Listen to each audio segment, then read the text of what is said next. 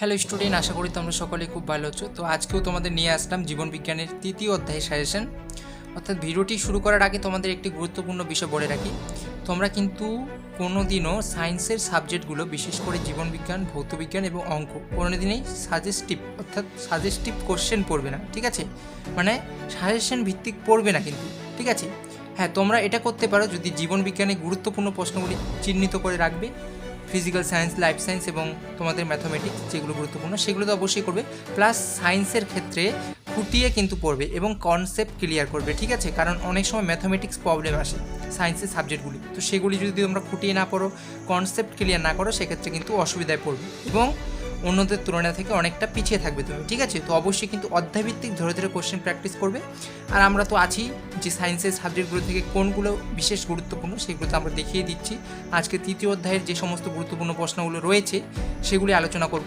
আমরা শুধু গুরুত্বপূর্ণ প্রশ্নগুলো আলোচনা করছি, ঠিক আছে? এটা মনে রাখ। বিশেষ করে সায়েন্সের সাবজেক্টগুলোর যে সাজেশন আমরা প্রোভাইড করি তোমাদের ইউটিউবে, সেগুলো কিন্তু গুরুত্বপূর্ণ প্রশ্ন, অর্থাৎ সাজেশন হয় না। সায়েন্সের গুরুত্বপূর্ণ প্রশ্ন থাকে যেগুলো বারবার রিপিটেশন করা হয়, অর্থাৎ সেই কোশ্চেনগুলো বাদ দেওয়ার মতো না, পড়তেই হবে। ওর সাথে প্লাস তোমাদের আরও এক্সট্রা কিছু কোশ্চেন পড়তে হবে, ঠিক আছে? তো অবশ্যই কিন্তু পড়বে এবং যে সমস্ত কোশ্চেনগুলো আমরা প্রোভাইড করছি তোমাদের অবশ্যই নোট করে নেবে। যদি কোশ্চেনগুলো পড়া হয়ে থাকে এখান থেকে তাহলে খুবই ভালো, আর যদি না হয়ে থাকে তাহলে সুন্দরভাবে খাতায় নোট করে নেবে এবং কোশ্চেনগুলো এখন থেকে রেডি করো। এখান থেকেই তুমি টেস্টে এবং মেন পরীক্ষায় কমন পেয়ে যাবে। টেস্টেই তুমি দেখে নেবে কতটা কমন আসছে তোমার, ঠিক আছে? তুমি টেস্টেই এর ফল পেয়ে যাবে।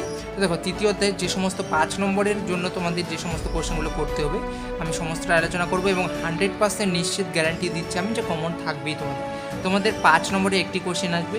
তো প্রত্যেকটি প্রশ্নের মান কত? 5, ঠিক আছে? তো 5 মান, ঠিক আছে, প্রত্যেকটি প্রশ্নের। এখান থেকে একটি প্রশ্ন আসবে 5 নম্বর তোমাদের, বাকি 2 নম্বর এবং শর্ট কোশ্চেনের জন্য আমরা পরবর্তী একটি ভিডিও করে দেবো তোমাদের, ঠিক আছে, অধ্যায় ভিত্তিক।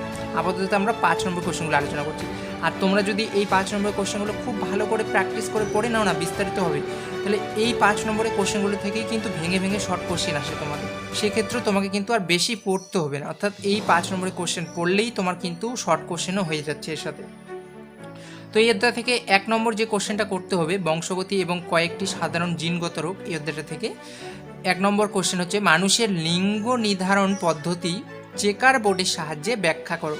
খুব খুব ইম্পর্টেন্ট এই কোশ্চেনটা, আসবেই এবার, ঠিক আছে? খুব ইম্পর্টেন্ট, মানে 100% আসার সম্ভাবনা। মানুষের লিঙ্গ নির্ধারণ পদ্ধতি চেকার বোর্ডের সাহায্যে ব্যাখ্যা করো, খুব খুব ইম্পর্টেন্ট।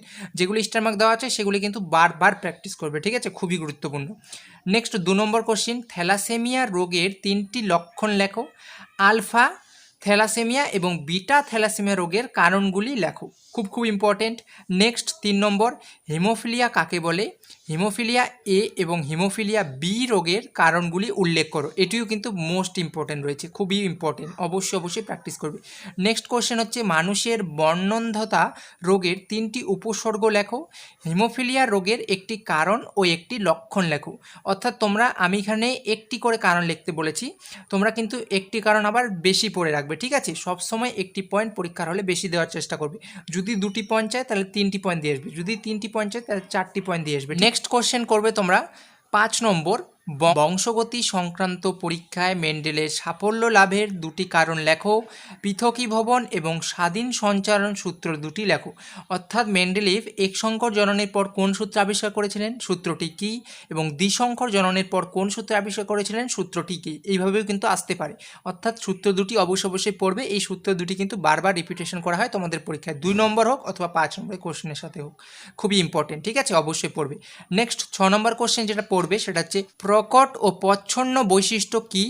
মেন্ডেল দ্বারা নির্বাচিত মটর গাছের 3 জোড়া প্রকট প্রচ্ছন্ন বৈশিষ্ট্য উল্লেখ করো, খুবই ইম্পর্টেন্ট। নেক্সট 7 নম্বর, মেন্ডেল নির্বাচিত 7 জোড়া বিপরীত বৈশিষ্ট্যগুলি কি কি ছিল? ফিনোটাইপ ও জিনোটাইপ উদাহরণ দিয়ে বোঝাও। অর্থাৎ ফিনোটাইপ জিনোটাইপ কাকে বলে সংজ্ঞাটার সাথে এদের উদাহরণ দিয়ে তোমাকে বোঝাতে হবে, ঠিক আছে? আরেকটা কথা বলে রাখি, তোমরা অনেকেই হ্যান্ড রাইটিং বুঝতে পারতেছো না আমার, তো হ্যান্ড রাইটিং তোমরা যারা বুঝতে পারতেছো না তোমাদের জন্য কিন্তু আমি মুখেও বলে দিচ্ছি। অর্থাৎ তোমরা আমার কথাটা শুনে কিন্তু খাতায় নোট করে নিয়ে নিতে পারো, প্লাস স্ক্রিনশট করে নাও যারা বুঝতে পারছো এবং নোট করে নাও। আর অবশ্যই কোশ্চেনগুলো প্র্যাকটিস করবে, খুবই গুরুত্বপূর্ণ। আমি আবারও বলছি, এখান থেকেই তোমরা টেস্টে এবং মেন পরীক্ষায় কমন পেয়ে যাবে। একটি 5 নম্বরের কোশ্চেন আসবে এদের থেকে, এখান থেকেই প্রশ্ন কমন থাকবে। তো নেক্সট কোশ্চেন দেখে নাও। নেক্সট কোশ্চেন যেটা তোমাদের প্র্যাকটিস করতে হবে, নেক্সট 8 নম্বর, মেন্ডেলের সূত্র দুটি কী কী? একটি সংকর কালো গিনিপিগের সঙ্গে একটি বিশুদ্ধ সাদা গিনিপিগের সংকরায়ন ঘটলে ফিনোটাইপ অনুপাত কী হবে তা চেকার বোর্ডের সাহায্যে ব্যাখ্যা করো। এটি অবশ্যই দেখবে। আর 9 নম্বর দেখবে তোমরা, থ্যালাসিমিয়া রোগের দুটি উপসর্গ উল্লেখ করো। অনেক পরিবারে কন্যা সন্তান জন্মানোর জন্য মাতাকে দায়ী করা হয়, এই ধারণাটি যে যথাযথ নয় তা একটি ক্রোশের সাহায্যে ব্যাখ্যা করো। খুবই ইম্পর্টেন্ট। আর লাস্ট কোশ্চেন 10 নম্বর, যেটা তোমরা খুবই ইম্পর্টেন্ট অবশ্যই দেখবে, মানুষের লিঙ্গ নির্ধারণে পিতার ভূমিকা গুরুত্বপূর্ণ কেন ব্যাখ্যা করো। এই কোশ্চেনটাও কিন্তু গুরুত্বপূর্ণ রয়েছে। অর্থাৎ এই চ্যাপ্টার থেকে আমি মাত্র 10টা কোশ্চেন রেখেছি 5 নম্বরের জন্য, আর এখান থেকে কিন্তু 2 নম্বরও তোমরা কমন পেয়ে যাবে। অর্থাৎ এই কোশ্চেনগুলো কিন্তু খুবই গুরুত্বপূর্ণ, মন দিয়ে প্র্যাকটিস করবে।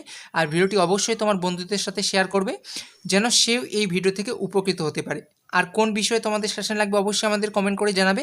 আর অনেকেই কিন্তু হিস্টোরি 4 মার্কের কোশ্চেন সাজেশন চাচ্ছ, তো তোমাদের ক্ষেত্রে বলে রাখি, হিস্টোরির 4 মার্কের কোশ্চেনের জন্য সাজেশনের কাজ চলছে, খুব তাড়াতাড়ি ভিডিও পোস্ট করা হবে।